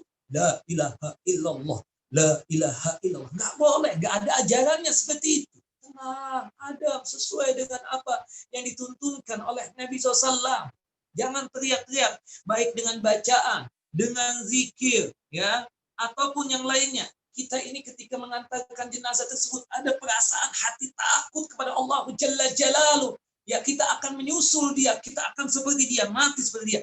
Berpikir keadaan kita, bahwasannya kita ini sementara waktu saja hidup di dunia ini, akan menyusul dia, pastinya seperti itu. Dan jadikanlah kematian itu sebagai apa? Pelajaran yang berharga buat kita, seperti itu. Nah, kemudian bahkan ya haram kita tersebut ya tertawa-tawa. Subhanallah, ada sekarang ini kita perhatikan teman-teman kita itu kalau mengantarkan jenazah ke pemakaman, ya ngobrol tentang dunia. Cekak-cekik kadang. Ya, jangankan ketawa, sekedar tersenyum saja ketika mengantarkan jenazah ke pemakaman, makruh hukumnya. Senyum kita. Ada rasa ketakutan ketika mengantarkan jenazah. Yang lucunya lagi ketika mengantarkan jenazah, dia melihat mayat itu mau dimasukkan ke liang lahat sampai maksiat, rokokan. Nauzubillah, ya seperti itu. Atau cerita-cerita tentang dunia, gimana bisnisnya? Ini mayit di hadapan kita mau dikuburkan, cerita bisnis di kuburan. Ya Allah, haram ya Syekh. Ya boleh. Dunia lupakan sudah ketika kita di kuburan itu. Lupakan dunia. Seperti itu. Yang kita hadapi, kita akan menyusul seperti dia. Jadikan itu pelajaran buat kita. Kita semua pasti akan mati. Di kulli ummatin ajal, idza jaa ajaluhum la yastakhiruna sa'atan wa la yastaqdimun. Setiap umat ini, siapapun dia, laki-laki ataupun perempuan, memiliki ajal, memiliki batasan hidup di muka bumi. Apabila ajalnya telah tiba, maka tidak mungkin untuk mengulurnya, mengundurnya, meskipun satu saat, meskipun satu detik. Nah, hal-hal yang seperti tadi hindari. Bapak-bapak, tolong yang antum mengantarkan jenazah ini, lupakan dunia. Jangan sampai kita cerita-cerita dunia di pemakaman. Kita lihat si mayit diletakkan ke liang lahat, kita ketawa-ketawa. Senyum saja nggak boleh. Senyum saja apa? Tidak boleh, makruh. Apalagi sampai melakukan maksiat yang lain, ya kan? Subhanallah, sampai rokokan kadang atau melakukan hal-hal yang tidak terpuji lainnya. Nauzubillah, summa na'udzubillah. Selesai kita dari pembahasan ini ya berkaitan dengan hak muslim. Sekali lagi Bapak Ibu, 6 hal ini bukan sebagai pembatas, ada lagi hak-hak yang lainnya. Nanti insya Allah lain kesempatan kita akan jelaskan lagi berkaitan dengan hak-hak yang lainnya. Kita masuk kepada sesi yang kedua, yaitu tanya jawab. Saya kembalikan kepada Pak Moderator. Silakan Bapak. Jazakallah Ustadz atas bimbingan ilmunya. Mudah-mudahan kita bisa mengambil ibrah dan menerapkan semua saran-saran yang Pak Ustadz bilang tadi. Untuk kita lanjutkan ke sesi tanya jawab, mungkin saya boleh langsung share screen ya Ustadz. Monggo, silakan Bapak.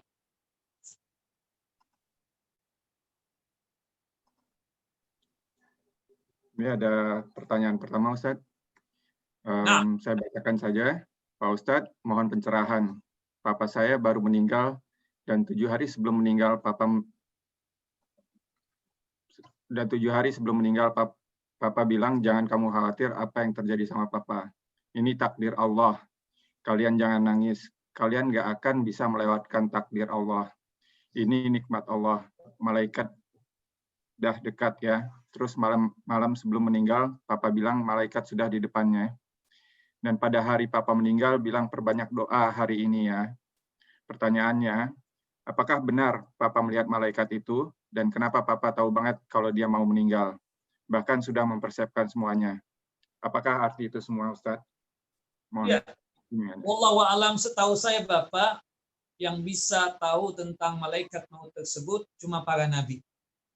Malaikat maut tersebut ketika mencabut nyawa para nabi, minta izin dulu terlebih dahulu. Sebagaimana kasusnya tentang Nabi Musa alaihissalam yang didatangi oleh malaikat maut, ya kan, untuk mencabut nyawanya. Kemudian diceritakan ya, cerita yang cukup menarik juga tentang itu. Termasuk tentang apa yang ada pada Nabi Muhammad SAW. Sedangkan kita, wallahu a'lam, itu masalah yang gaib. Kita katakan itu masalah yang gaib. Nah, kita tahu tentang masalah yang gaib itu kan hanya Allah Jalla wa'ala. Termasuk kematian kita. Sebagaimana yang kita lihat di dalam surah Luqman, surah yang ke-34, surah yang ke-31, surah yang ke-31 ayat 34, ayat yang terakhir. Surah ke-31 ayat 34. Yang dimana Allah Jalla wa'ala menjelaskan tentang ilmu gaib. Ilmu gaib itu ada 5. Dan hanya Allah yang tahu. Tentang hari kiamat, hanya Allah Jalla wa'ala yang tahu. Kapan kiamat terjadi. Makanya ada cerita-cerita yang di YouTube itu, ada ustaz, mengaku dai. Tapi bohong ya. Subhanallah, kita katakan seperti itu. Sudah memprediksi kiamat, memperkirakan kiamat. Dari mana dia tersebut tahu? Ya, tentang kiamat itu kan, jangankan kita, malaikat Jibril dan Nabi Muhammad nggak tahu. Jangankan Nabi Muhammad, malaikat Jibril.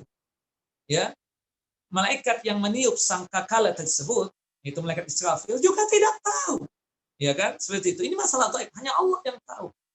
Ya, Allah memberikan kisi-kisinya, termasuk tanda hari kiamat itu hari Jumat. Jumat yang kapan? Wallahu a'lam. Nantilah kita cerita tentang masalah gaib.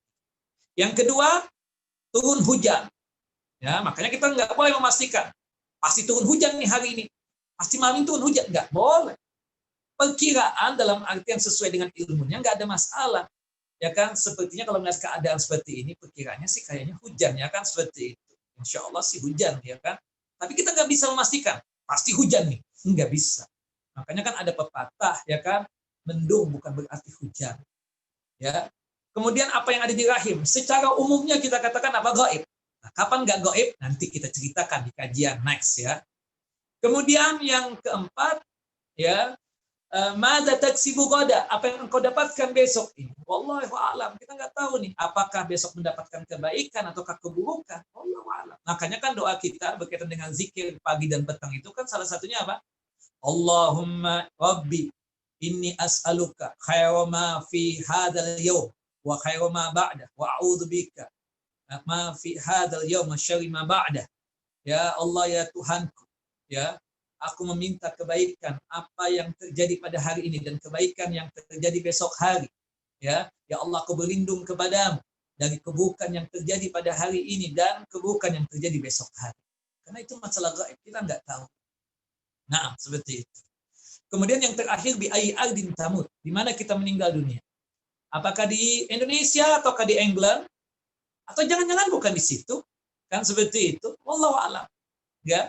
Gak penting di mana tempatnya, gak penting kapan waktunya, yang penting meninggalnya husnul khotimah. Karena kita tidak tahu.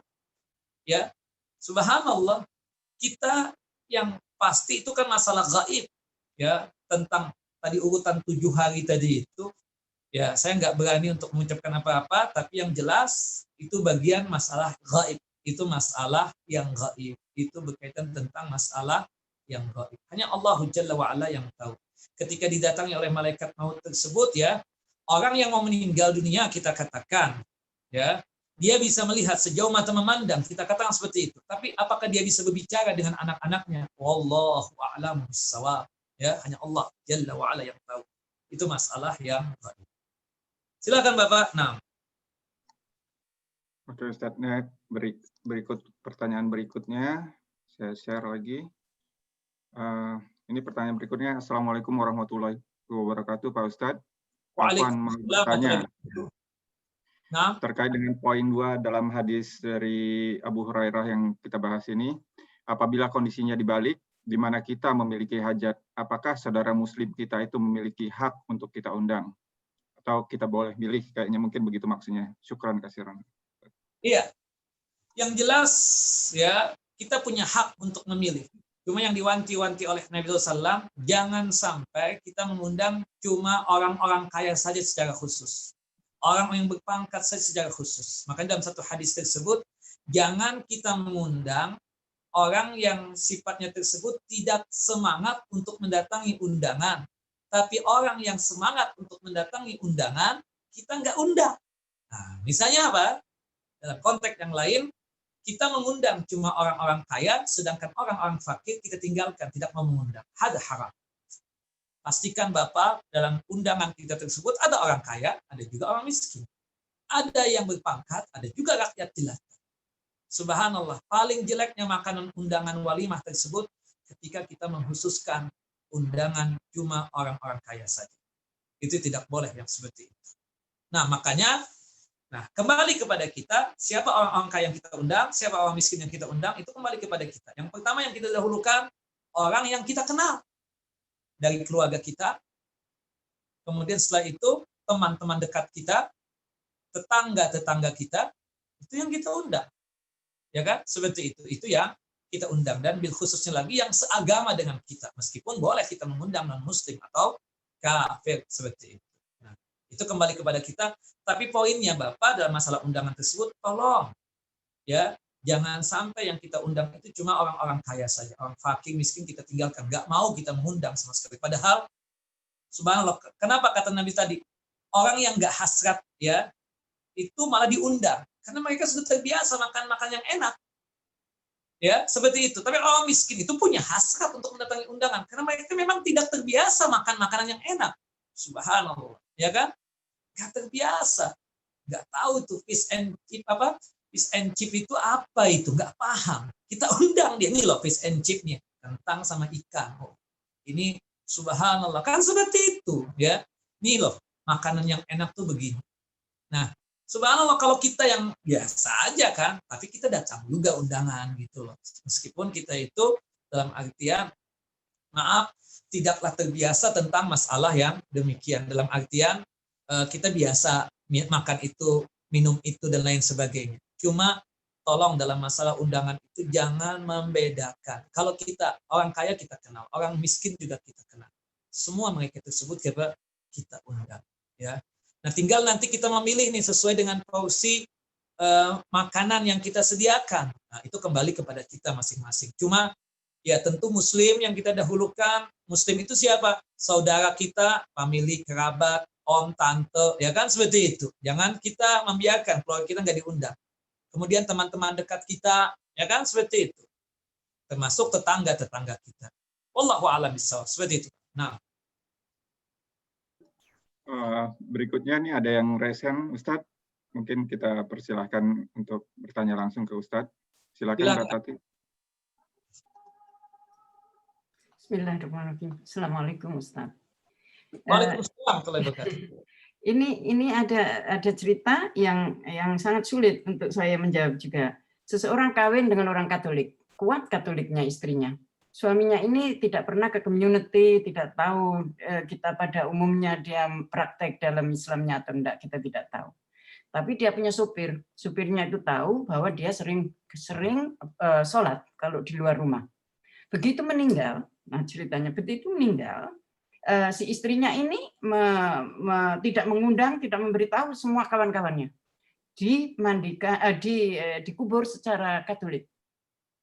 Sesudah penguburan selesai, si sopirnya ini bilang, sebetulnya Bapak itu masih sholat. Terus bagaimana kita sebagai orang Muslim sekitar ini? Apakah kita 1 bulan kemudian menyolatkan Bapak ini atau gimana? Saya ditanya, saya tidak ngerti. Tanya pada Ustadz yang ngerti. Ini gimana? Ya.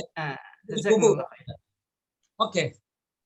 Karena ketidaktahuan seorang Muslim, ya, bahwasanya kita tidak dianggap berdosa meskipun pengurusannya secara kafir tadi itu ya. Nah, bagaimana tentang si bapak itu kondisinya? Berhubung dia masih Muslim ya kita boleh mendoakan dia ya. Mudah-mudahan Allah Jalla wa Ala memberikan rahmat dan ampunan buat beliau tersebut. Nah, selanjutnya ini kalau sekiranya kita tahu nih ada kasus lagi Bu. Ada dua belah pihak. Keluarganya itu kebetulan ada yang kafir, ada yang Muslim. Nah, si istrinya itu menganggap bahwasanya suaminya ikut agamanya dia. Tapi saudara-saudaranya mengatakan bahwasanya dia masih Muslim. Terjadi perdebatan yang sengit dan di situ akhirnya nanya sama Ustadz. Kata si Ustadz itu enggak lawan. Bahwasanya dia dikuburkan atau diurusi secara Muslim. Alhamdulillah pada perjalanannya itu dalam keadaan seperti itu bisa bisa diurusi secara Muslim lah seperti itu. Nah, itu kan lain persoalan, kita tahu. Kalau yang tadi itu kan kita tidak tahu. Sudah tahunya si supir itu baru ngomong setelah dikubur.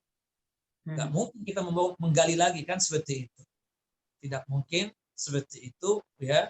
Ketika sudah terjadi, sudah digali, apalagi sudah beberapa minggu baru ngomong kan seperti itu.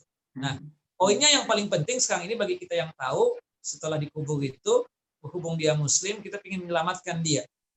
Apakah kita yang hidup bisa menyelamatkan dia? Kita katakan bisa. ada istilah transfer pahala itu. Ya, para ulama memang berikhtilaf tentang masalah transfer pahala itu boleh atau tidak ya kan. Tapi yang sepakat itu 4 atau yang sepakat 5 lah ya. Tapi yang poin yang paling penting 3. Yang paling poin penting 3. Dan ini yang dikatakan juga oleh Imam Syafi'i. Yang pertama doa dan istighfar. Dia muslim, maka doa. Doakan dia, semoga Allah memberikan kebaikan. Doakan dia, mintakan ampunan kepada Allah agar Allah Jalla wa Ala mengampuni dosanya. Seperti itu. Ya. Dan itu sesuai dengan firman Allah Jalla Jalal dan surah Al-Hasyr ayat yang ke-10. Surah Al-Hasyr ayat yang ke-10. Rabbana fir lana wa li ikhwanina alladziina sabaquna bil iman wa la taj'al fi qulubina ghilal ladzina amanu rabbana innaka ra'ufur rahim. Ya Allah, ampuni dosa-dosa kami dan ampuni dosa-dosa orang yang telah mendahului kami dari kalangan kaum muslim. Tapi pastikan ibu yang meninggal itu muslim. Si bapak itu muslim, doakan. Nah, yang kedua, berhubung kita kenal dengan dia, kita ingin membantu dia. Tidak diazab di alam kuburnya misalnya, dihisapnya nanti mudah. Kita bersedekah atas nama dia. Tidak mesti orang tuanya, nggak mesti saudaranya.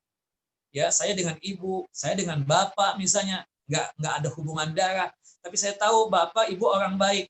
Subhanallah, luar biasa ibu sama saya ketika ibu masih hidup. Bapak juga begitu. Ketika bapak dan ibu meninggal dunia, saya ingat akan jasa-jasa ibu, kemudian saya bersedekah atas nama bapak dan ibu, dan itu sampai. Apalagi itu orang tua kita. Subhanallah, apalagi ya orang tua kita sedekah atas nama yang sudah meninggal dunia sampai. 3 hadis yang menyebutkan itu, pertama hadis Ibunda Aisyah, yang kedua hadis dari Sa'ad bin Ubadah itu hadis dari Abdullah bin Abbas ketika ibunya meninggal dunia itu, ya, ketika dia datang ke Rasulullah, ya Rasulullah, ibuku meninggal dunia dan aku dalam kondisi tidak ada di tempat, ya Rasulullah. Pertanyaan aku, intasaddaqtu laha apalaha ajrun, jika aku bersedekah atas nama ibuku, sampai enggak pahalanya? Bermanfaat enggak buat beliau? Kata Rasulullah, "Na'am, sampai pahalanya dan bermanfaat buat ibu." Kalau begitu ya Rasulullah, ini kebun kurma ya, mau matang nih, siap untuk dipetik. Aku sedekahkan atas nama ibu seluruh. Dalam hadis Abu Hurairah disebutkan ada seorang ayah yang meninggal dunia, dia meninggalkan warisan yang banyak. Anaknya sayang sama abahnya. Ya Rasulullah, jika sekiranya aku bersedekah dari harta warisan abah ini, kira-kira diampuni nggak dosa abahku? Kata Rasulullah, ya diampuni dosa abah. Akhirnya dia bersedekah atas nama abahnya tadi. Nah, kesimpulannya ibu, kita yang nggak tahu sebagai seorang muslim, ternyata itu teman kita dikuburkan secara kafir, kita tidak ada dosa.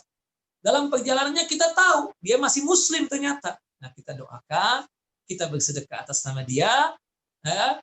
Kemudian kalau perlu, kalau ada punya kelebihan lagi, kita hajikan dan kita umrahkan untuk dia. Kan seperti itu, dan sampai semuanya. Adapun yang berkaitan dengan yang lainnya itu, ada perdebatan di kalangan para ulama, intinya sesuai dengan keyakinan saja kita katakan seperti itu. Gimana Ustaz baca Al-Quran, dia boleh enggak atas nama si mayit? Ada khilaf di kalangan para ulama. Yang tidak membolehkan itu malah mazhab Syafi'i, masuk Imam Syafi'i. Mayoritas ulama membolehkan itu. Jadi yang dilakukan oleh orang kita itu di Indonesia itu mengikuti mazhab Hambali sebenarnya, ya kan? Bukan mazhab Syafi'i. Karena Imam Syafi'i dan mazhab Syafi'i itu tidak membolehkan untuk pembacaan Al-Quran untuk atas nama mayit. Tapi mazhab Hambali ya itu membolehkan yang demikian. Tapi ada khilaf di kalangan ulama seperti itu. Yang jelas 3 hal tadi, doa dan istighfar itu paling penting. Kemudian yang paling pentingnya yang kedua itu sedekah kalau kita bisa. Kalau kita memang betul-betul sayang tuh sama orang tua kita, sama anak kita, saudara kita, atau orang yang kita kenal, hajikanlah buat dia atau umrahkanlah buat dia. Ya, seperti itu. Termasuk juga saya tidak menyalahkan kalau misalnya ibu baca Quran kemudian niatan untuk bersedekah ya atau untuk ya niatan pahalanya itu untuk yang meninggal dunia, maka kita tidak bisa menyalahkan apa yang ibu lakukan. Wallahu a'lam. Ini sekedar untuk membantu si mayit. Asal yang meninggal dunia itu muslim. Terlepas tadi kita baru tahu Ustaz, dia itu muslim masih. Tapi sudah dikubur lama Ustaz, nggak mungkin lagi digali itu. Wallahu a'lam. Seperti itu kira-kira. Jazakumullah khair. Wa iyaki. Nah, Bapak. Cukup? Sudah jam 9 malam. Masih ada sebenarnya masih banyak Ustaz pertanyaan Ustaz, kalau boleh di-share. Monggo Pak, silakan. Nah. Yang berikutnya, ini ada pertanyaan, Pak Ustadz. Apabila saudara dekat atau orang tua meninggal di Indonesia, sementara saya di London, apakah sebaiknya berangkat pulang ke Indonesia dengan perjalanan sekitar 14 jam, yang ketika tiba di Indonesia, jenazah itu harusnya sudah dikubur? Dalam situasi seperti ini, apakah boleh meminta jenazah ditahan dulu dari kubur sehingga saya tiba pulang di Indonesia? Seandainya saya pun tetap pulang dan jenazah sudah dikubur, apakah pahala mengantarkan jenazah tetap bisa saya raih? Ya, berkaitan dengan masalah itu, asal mula hukum pengurusan jenazah itu kan disegerakan. Jika kondisi begitu lama datangnya 14 jam atau bahkan ya 1 hari 1 malam ya, khawatirnya akan terjadi sesuatu yang tidak diinginkan kepada jenazah itu, alangkah baiknya disegerakan pengurusan jenazah termasuk menguburkan si mayit tersebut. Nah, bagi kita sebagai keluarganya, entah anak atau siapapun, nanti ketika kita ingin memaksakan pulang juga dan kita pulang, tinggal nanti datang ke kuburannya.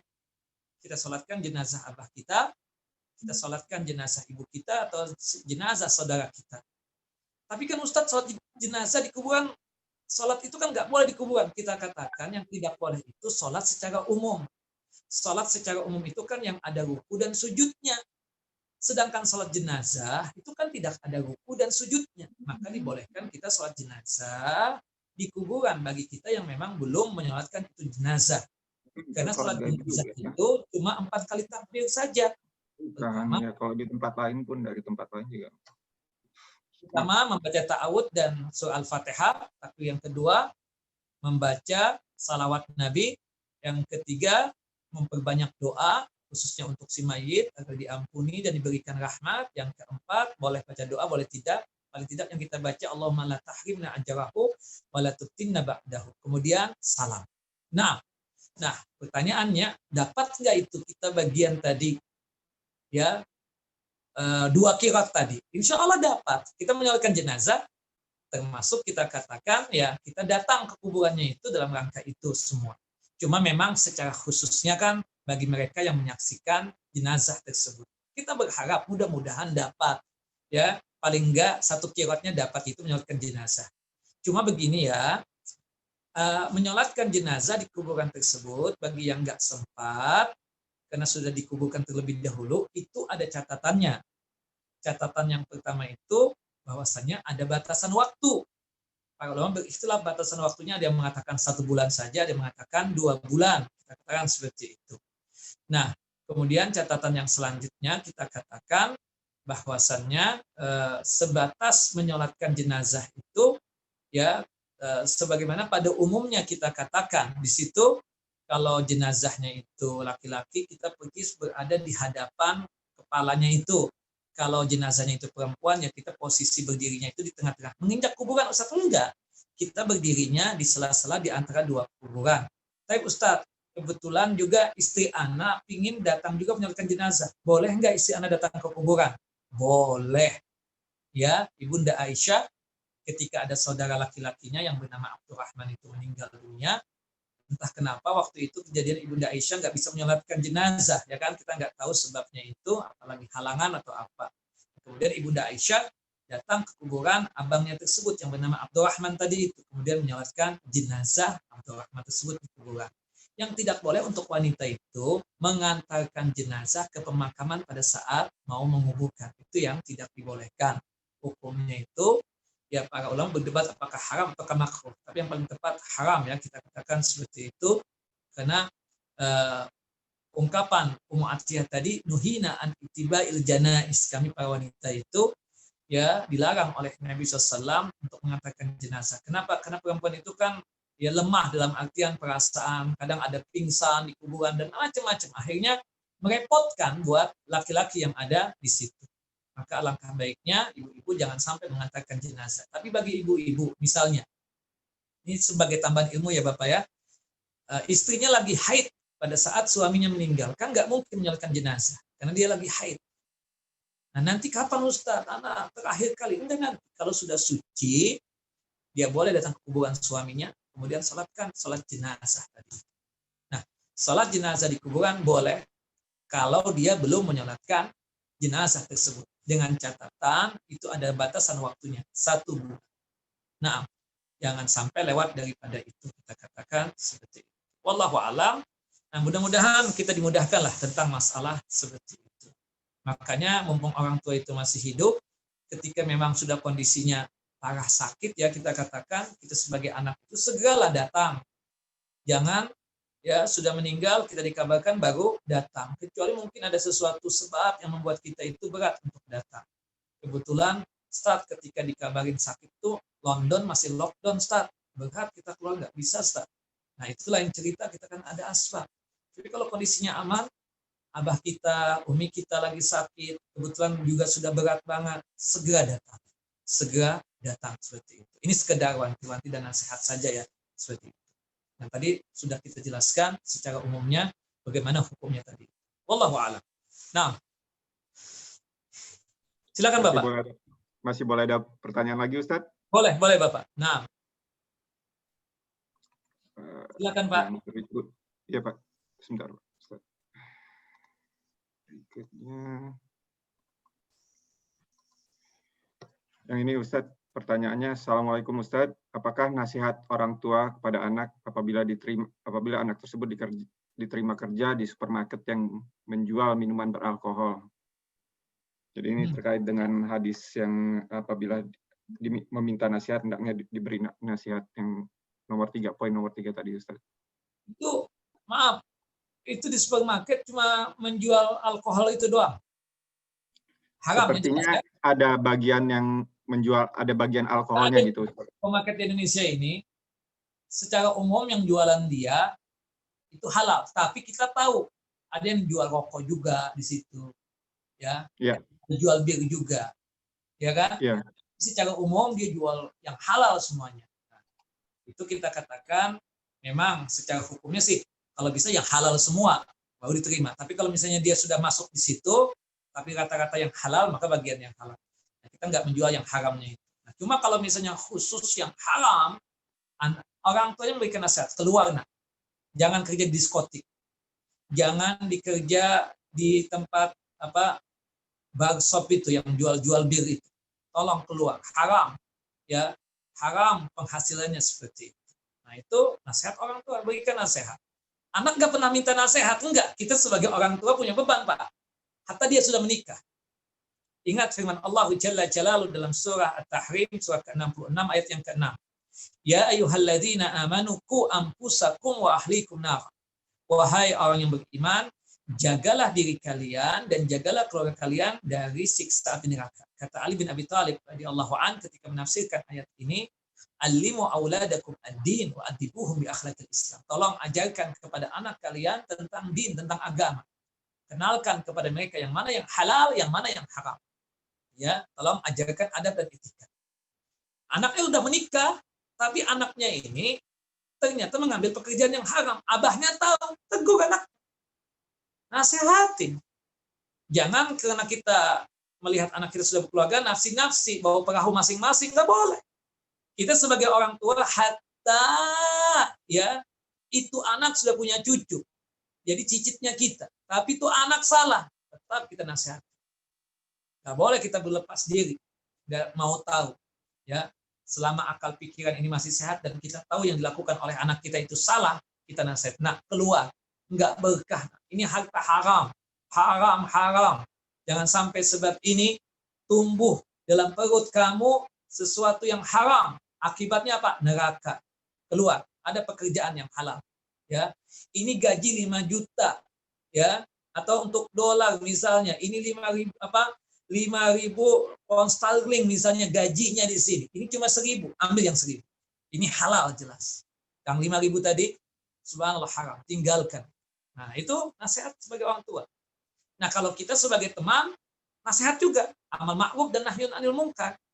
Mencegah kemungkaran. Tapi bedanya, kalau orang tua itu bisa maksa. Kalau teman ya, cuma sekedar lisan doang, nasihat doang. Kita nggak bisa yang sifatnya menekan seperti orang tua menekan kepada anaknya. Wallahu a'lam bishawab. Nah,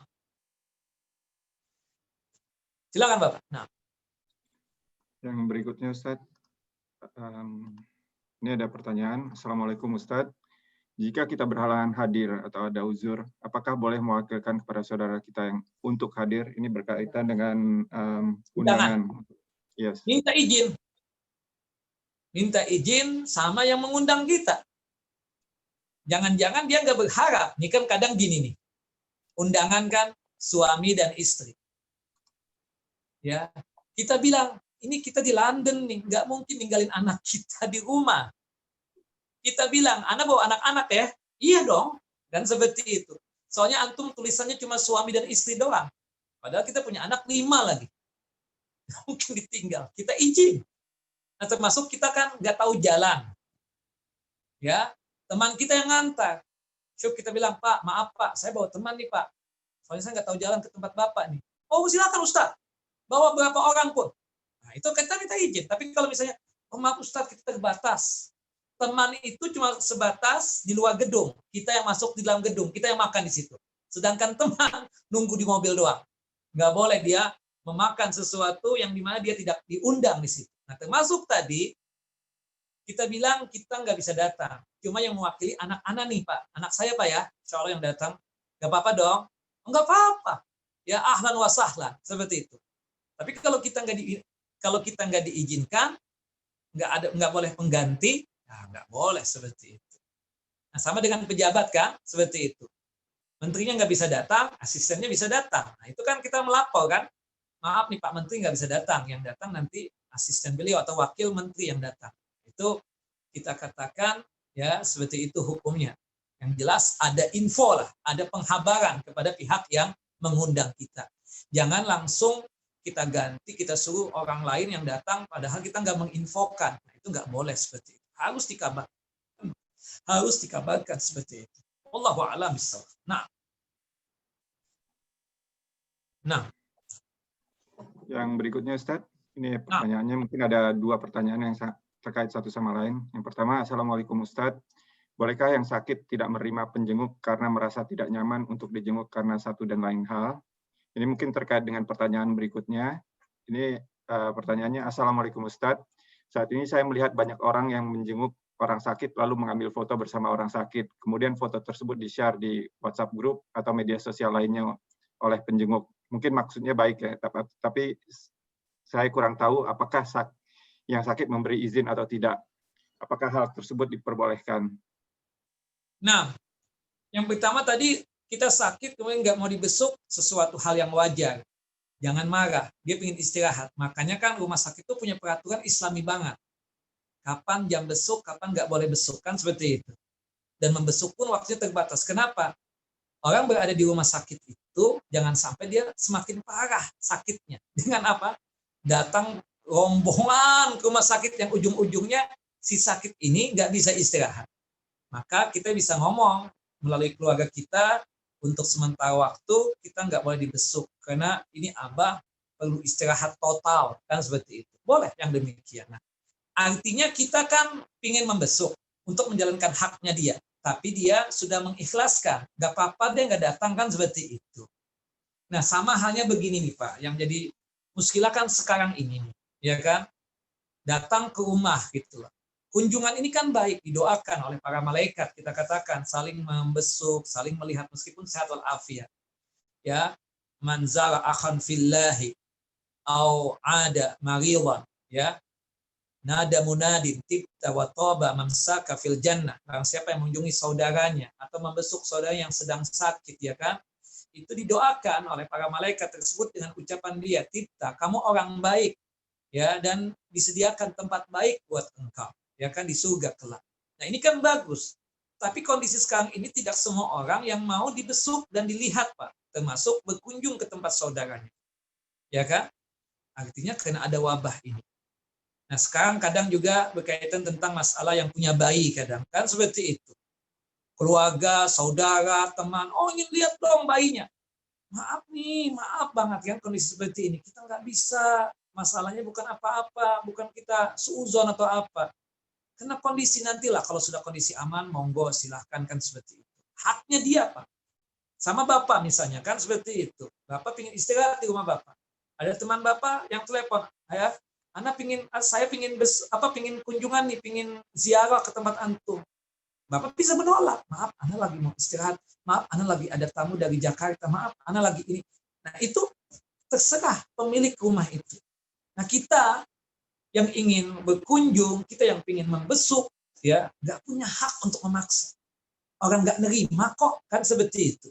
Tadinya kan kita ingin menjalankan hak Muslim, ingin menjalankan aturan Islam ini, haknya dia.